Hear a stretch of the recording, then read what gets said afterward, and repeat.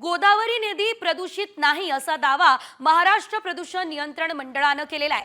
धक्कादायक बाब म्हणजे वर्षभरात रामकुंडावरील पाणी एकदाही प्रदूषित झालं नाही असं अहवालामध्ये सांगण्यात येत आहे। विशेष म्हणजे गोदावरी नदीपात्रात अनेक ठिकाणी गटार आणि नाल्यांचं पाणी सोडलं जातं।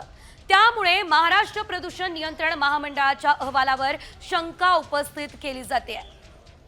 तर महाराष्ट्र प्रदूषण नियंत्रण महामंडळाच्या दाव्याचा पंचनामा आमचे प्रतिनिधी अभिजित सोनावणे यांनी केला। पाहूयात यामध्ये नेमकं काय समोर आलं। कॉमस्कोर नुसार आता isakal.com आहे देशातील नंबर 1 ची मराठी न्यूज वेबसाईट। प्रत्येक अपडेटसाठी isakal.com ला नक्की भेट द्या।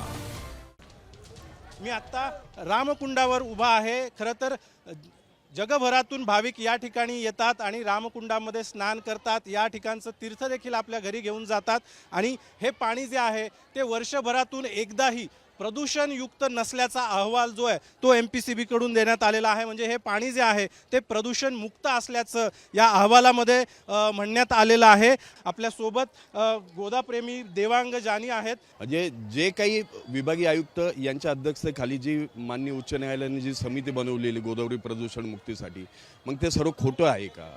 आज हजारो कोटी रुपये गोदावरी नदीच्या पुनर्जीवनासाठी येणारे, प्रदूषण मुक्तीसाठी येणारे, STP साठी येणारे, हे सर्व खोटं आहे का?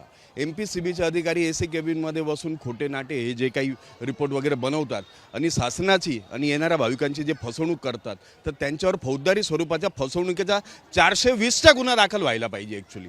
आणि लॅब टेक्निशियन जो कोणी असेल आणि संबंधित अधिकारी असेल त्यांना ऑन दी स्पॉट हे पर्यावरण मंत्र्यांनी लगेचच्या लगेच हे त्यांनी सस्पेंड केलं गेलं पाहिजे। कॅमेरामन प्रवीण काळबांडेसह अभिजित सोनवणे, साम TV, नाशिक।